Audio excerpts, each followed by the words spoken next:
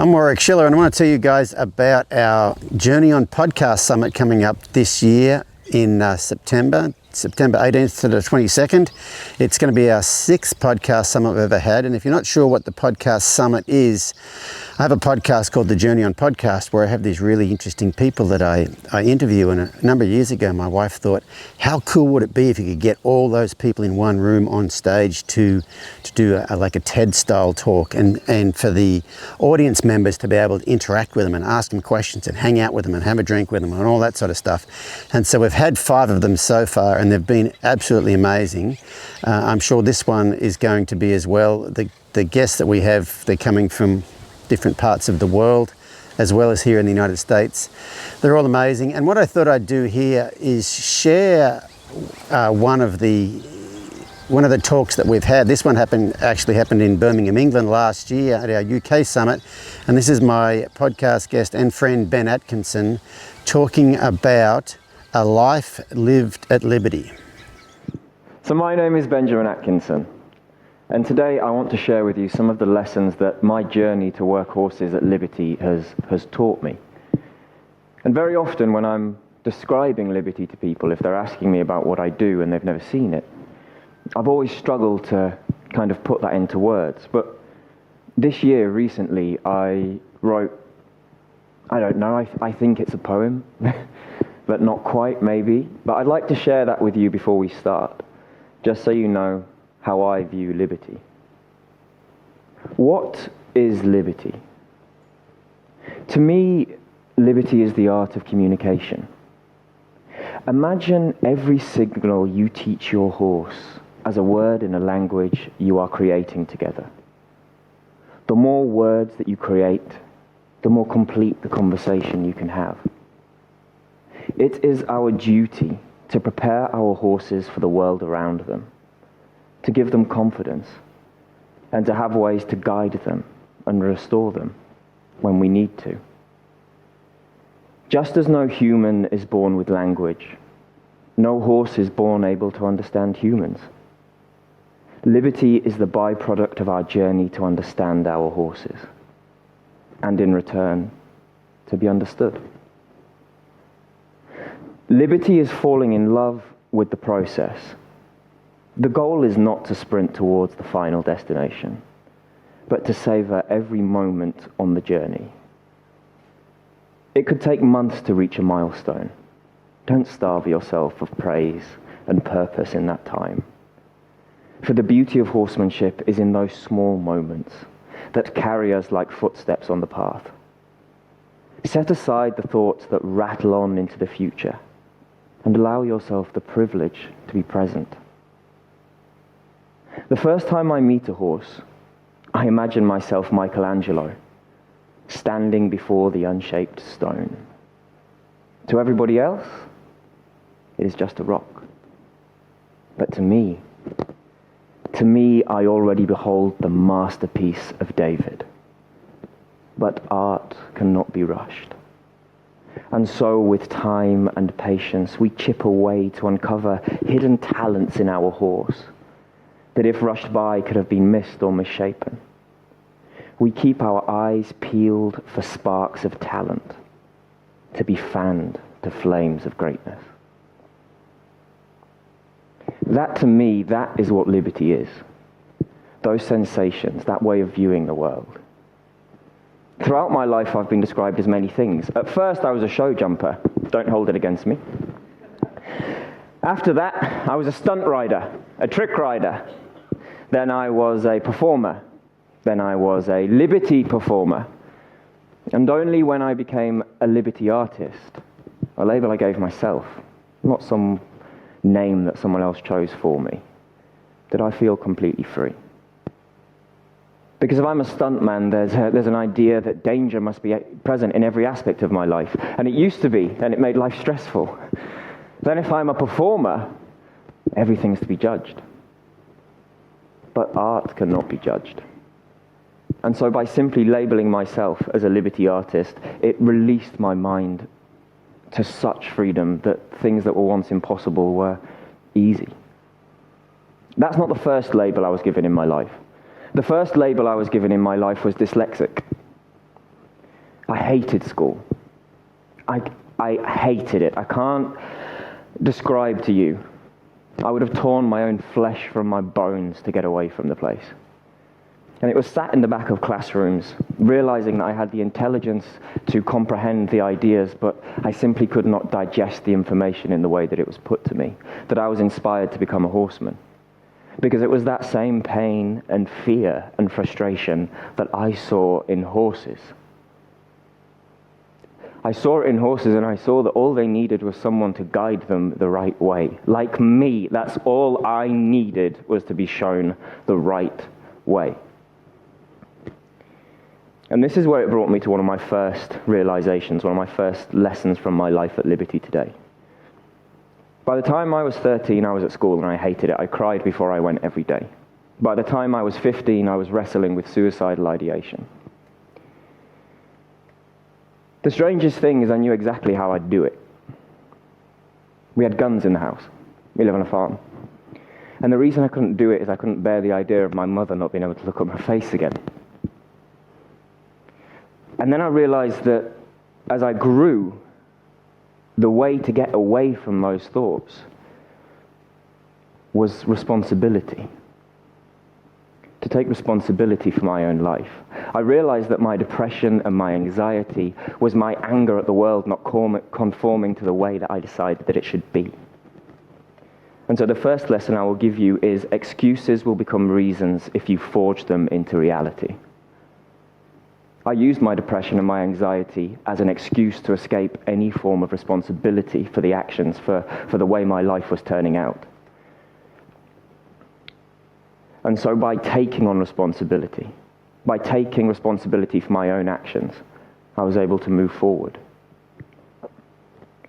The next lesson I would learn, again on that same journey, was that forgiveness and atonement are not the same thing. And what do I mean by that? Very often, if we've done something wrong, or if someone has done something wrong to us, we wish for them to forgive us, or we wish for our apology to them to be accepted as forgiveness. But that's not what we really want, is it? Not really, because forgiveness is pure, forgiveness is free. But we want atonement, don't we? If someone wrongs you, you want a real apology. You want them to be truly sorry, to atone for what they've done. But that's not how forgiveness works. Again, I'm going to borrow another story from the Bible, and please don't let it put you off, because the message is in there, no matter what you think, so many are brilliant. When Jesus was crucified, at the Last Supper, before he told one of the disciples, Peter, he said, I know one of you will deny me 3 times. And then Jesus is taken. And 3 times when people are asking, does anybody know this man? Peter denies him. Peter even drinks with the men that tortured Jesus. And then when Jesus rises again, he sees Peter. And all he says to him is, do you love me? And he says, I love you, Lord. And his reply is, feed my sheep. Now, no, he wasn't a shepherd. What that means is go forth and spread the message I've given to you. Jesus didn't need him to say, I'm so sorry. Oh, I didn't do it. I didn't mean to. Oh, I had this going on and that's why I did it. These are the excuses for my actions. No. I love you, Lord. Feed my sheep. Take the message. And we can use this with ourselves, with other people, and with our horses. What I mean by that is you don't need justification to forgive yourself for anything you've done in your life. You can forgive yourself now and move forward lighter and freer. You don't need other people to apologize to you for you to forgive them for the things that they have done. And our horses need never forgive anyone for anything. They didn't choose to do anything that we asked them to. We made their decisions for them. And so it's in that idea of complete forgiveness of ourselves and those around us that we can be completely free. The next thing I'd like to talk about is sort of linking back to something we said at the start, this idea that expectations kill more dreams than outcomes ever have. So how has this played into my life as a Liberty artist? When I'm performing at liberty or when I'm training a horse at liberty, I want to work with the horse that is in front of me. In the same way that when I'm teaching a student to human, I want to teach the student who is in front of me. Not the student I wish I had. Not the horse I wish I had. Not the horse I had yesterday or the horse that I will have tomorrow. It's interesting, I was talking with Warwick last night, and I've currently, I've opened my own video online thing and one of the training programs. And one of the things we were talking about was making sure people start a session correctly. And one thing I've tried to be very transparent about in the videos is that we may be training an advanced maneuver, and so I bring out one of my performance horses. Now, these horses have traveled all the way around the blooming world with me. They're legends. And I'm about to show the Blue Peter, here's one I made earlier, of the movement that we'll be training. And when I go to ask for it, it collapses like a flan in a cupboard. And the idea of that being that, what should I do then? Should I demand the horse does the movement it's shown me it's confused by today? No. The simple, think about the word I used there. Demand the horse give me the movement that they're confused about today. Which of you could do something for me that you're confused about if I simply demanded it? How ridiculous. The idea being then that it doesn't matter that this is a horse that I've performed with in Dubai, in Denmark, in England, all over the world. It's a horse that right now has forgotten how a hindquarter yield signal works. And so we take that step backwards. We go right back to the beginning and we fix those issues so that we can move forward. Don't knock that over, Ben. But it's the expectations of the session which would breed that disappointment, that would make you feel bad about that situation. By coming to every situation simply that we are happy to be interacting with that other human. We are happy to be here today. We are happy to watch that film, go for that walk in the park, work that horse. Then there's joy in that can't be tainted by some lofty expectation that we decided to put on top of that. The next thing I'd like to share with you is an extract, well, my version of an extract from a fantasy book. So my life is very full, and so I'll escape very often into fantasy. And this book is called The Name of the Wind. It's by an author called Patrick Rothfuss.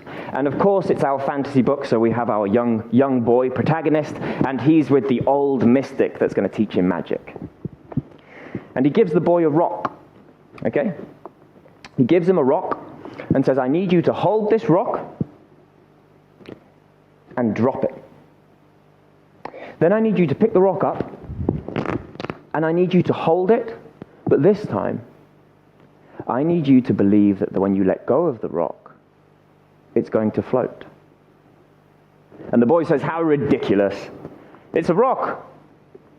It's always fallen. Every time anyone in all the world has dropped a rock, it has fallen to the earth. And he says, yeah, that doesn't matter.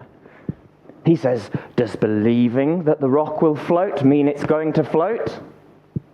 And that's when the old man says, don't be ridiculous, it's a rock. Every time anybody's dropped a rock on this earth, it's fallen. And he plays with the idea again and again and again. In fact, in the book, our poor little protagonist, he gets a nosebleed because it makes his brain cross round so much. And then he understands. And then he understands. Now, what a message this is. The rock has always fallen. The rock will always fall. But isn't life better if we believe that it won't? And it's that belief, that mindset, coming into it.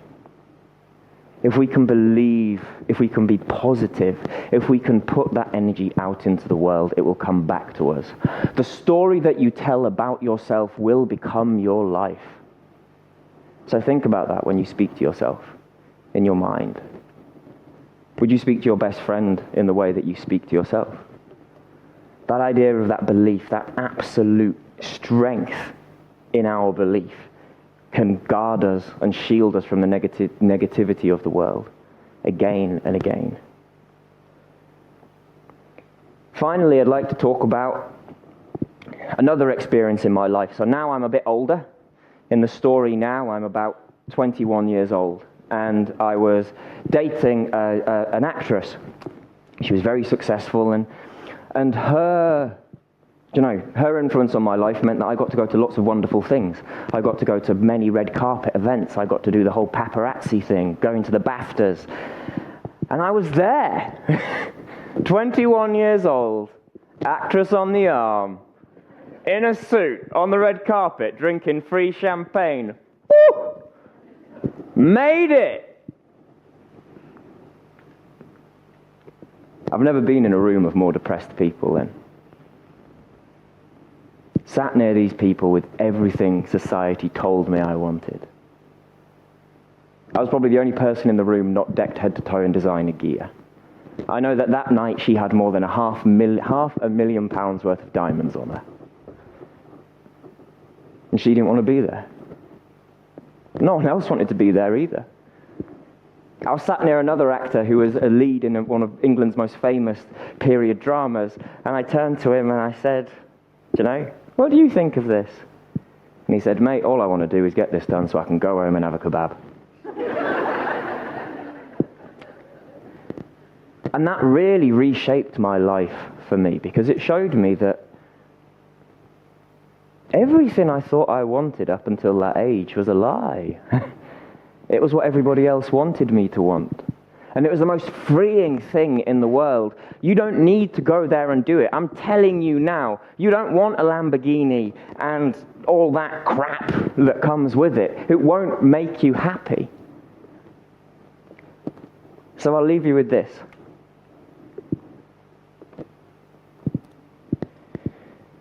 You have already achieved goals that you said would make you happy. Just chew on that for a while. You have already achieved goals that you said would make you happy. I wanted to finish on this one because we are at the Journey On podcast summit. And what a name that is, to journey on. Every episode, Warwick's journeying on, keeping moving, taking more of us with him.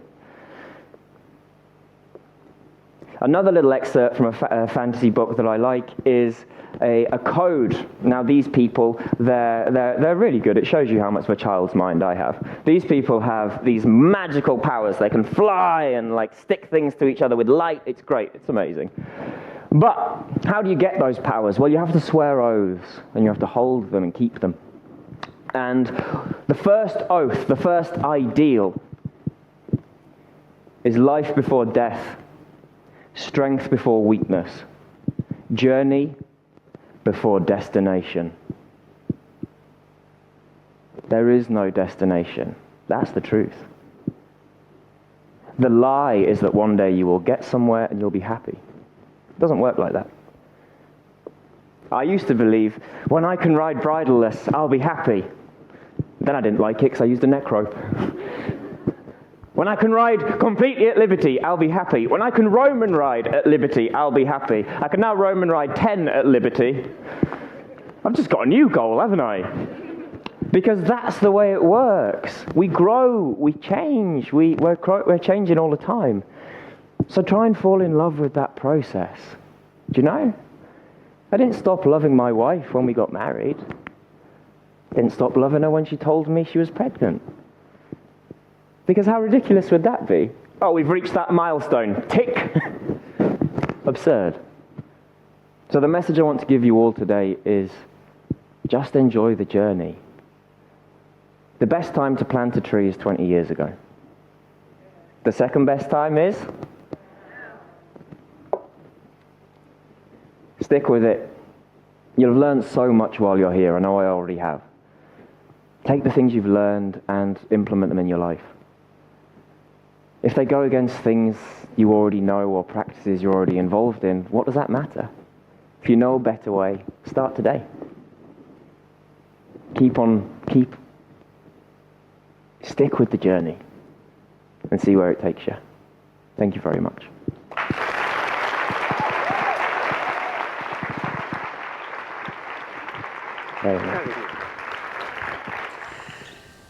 So pretty amazing, isn't he? So that's very, very typical of the types of talks and the types of presenters we have at these summits. So if you're interested, go to summit.com www.warwickschiller.com and you can get tickets for this year's event there.